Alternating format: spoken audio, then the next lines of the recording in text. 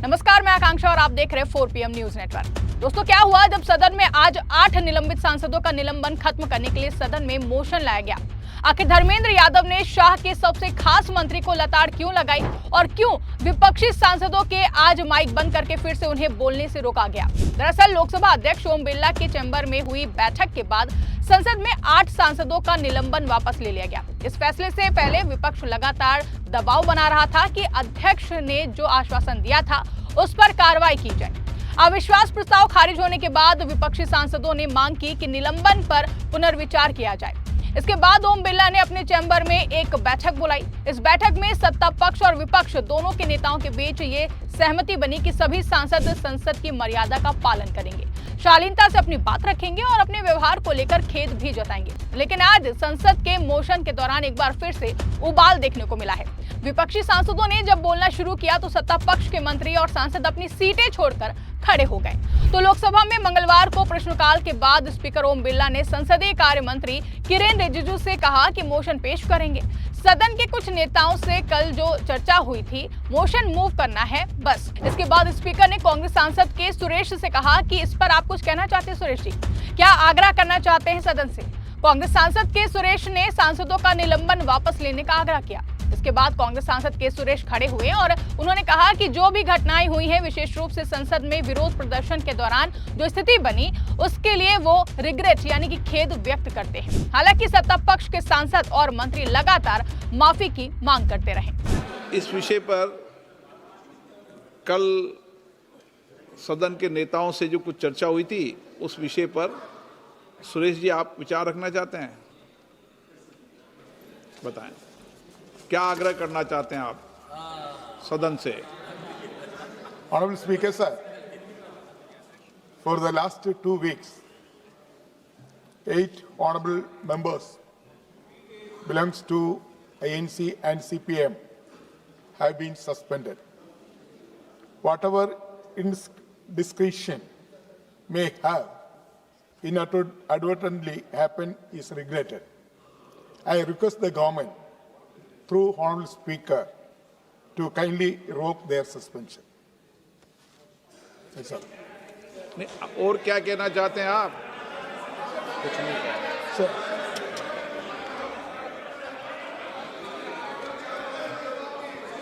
सदन में मर्यादा बनाने के लिए क्या कहना चाहते हैं? 1 मिनट।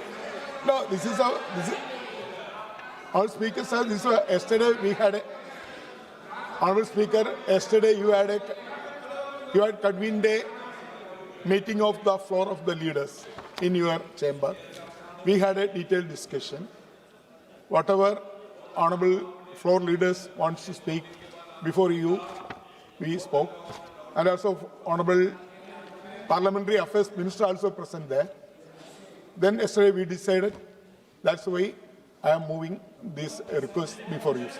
आज सत्ता की आंखों में आंख डालकर पत्रकारिता करना मुश्किल हो गया है। हम पर मुकदमों से लेकर चैनल को बंद करने का दबाव बनाया जा रहा है। मुश्किल दौर है, लेकिन हम हार नहीं मानेंगे। इसीलिए 4 PM को ज्यादा से ज्यादा ज्वाइन करें और स्वतंत्र पत्रकारिता को जिंदा रखने के लिए जितना हो सके हमारा आर्थिक सहयोग करें। उम्मीद है कि आपके सपोर्ट से ये जंग भी हम जीत जाएंगे। इस दौरान समाजवादी पार्टी के सांसद धर्मेंद्र यादव खड़े हुए और उन्होंने बीजेपी सांसद निशिकांत दुबे के व्यवहार का मुद्दा उठाया। उन्होंने कहा कि अगर मर्यादा की बात हो रही है तो सभी को एक ही पैमाने पर परखा जाना चाहिए, न कि सिर्फ विपक्ष को निशाना बनाया जाए।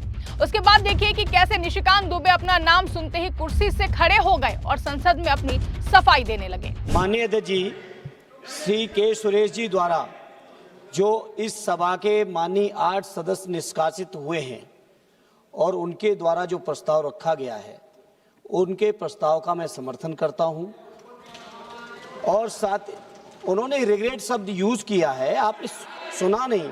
के सुरेश जी ने किया हुआ है, सुरेश जी ने किया है।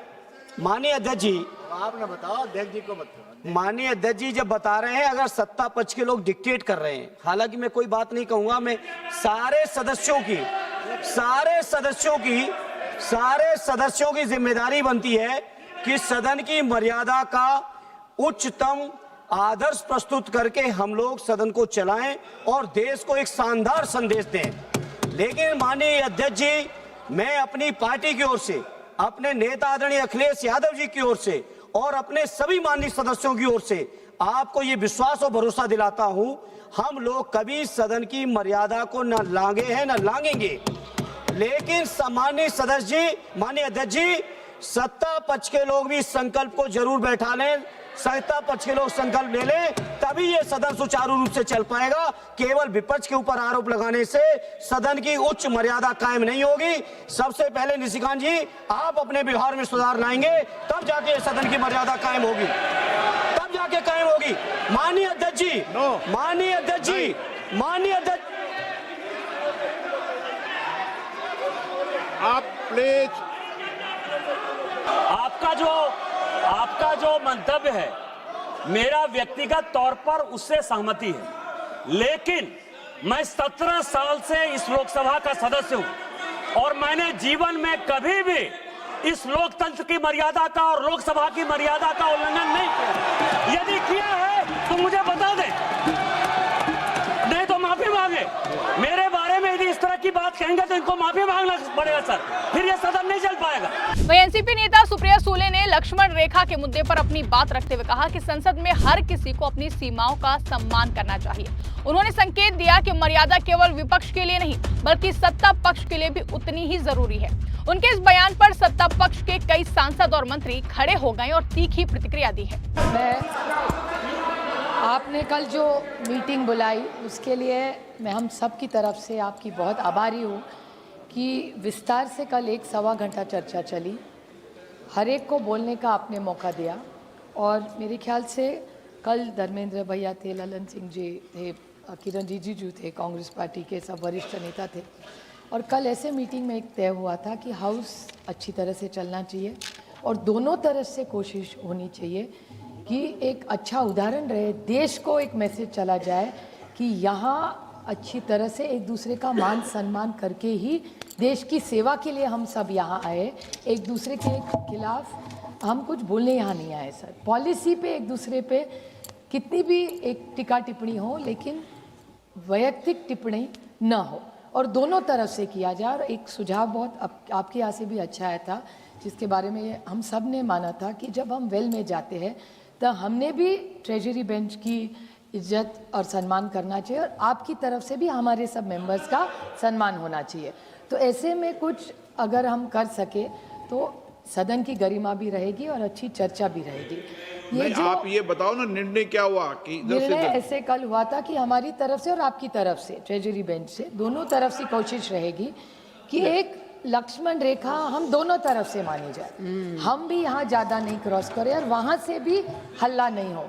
सर बहुत बार ऐसा होता है, कोशिश तो कर सकते हैं, कोशिश तो कर सकते हैं। वह इस पूरे मामले पर देखिए कि मोदी के सबसे खास मंत्री किरेन रिजिजू खड़े हुए हैं। संसदीय कार्य मंत्री किरेन रिजिजू ने कहा कि हम तो हमेशा बातचीत के लिए तैयार रहते हैं। कल की बातचीत का काफी जिक्र हुआ है, कुछ बातों पर हम सबने मिलकर के सहमति दी थी। उन्होंने कहा कि ये रिजोल्यूशन मूव करने से पहले सेंस ऑफ हाउस क्लियर हो जाता है। आपका मैं आभारी प्रकट करना चाहता हूं। कल एक लंबी पहल के बाद हम लोग का एक बैठक हुई और काफ़ी वरिष्ठ नेता उसमें सम्मिलित हुए हैं।